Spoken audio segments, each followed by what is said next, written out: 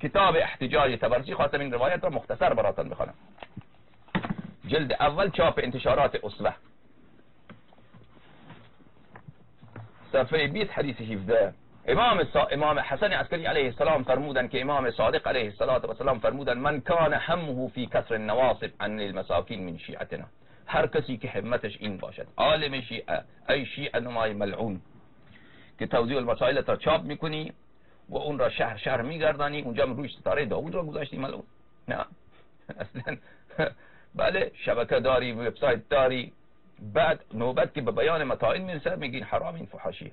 افسوس افسوس که شیعیان از دین خود بیگانه شدن. اینها را باید شیعیان آنچنان مثل سگ اینا را ذلیل بکنین، آخوندارا اینها را آنچنان کتک بزنه که اینها دیگر بله از دیگر سر بلند نتوانند بکنن. افسوس افسوس که مؤمن کم، مؤمن با غیرت کم، جوانان مؤمن کم هستند. ای خدا، بله وای از غربت امام امیر المؤمنین علیه السلام، وای از غربت حضرت زهرا سلام الله علیها، وای از غربت امام عصر عجل الله تعالی فرجه الشریف که مردم از مال امام علیه السلام پشت اندر پشت خورده اند.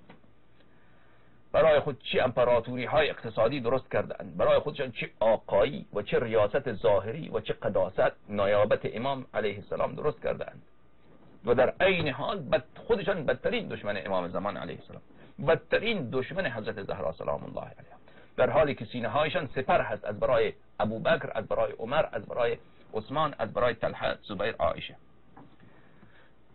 چه مظلومیتی میکشد امام عصر علیه السلام.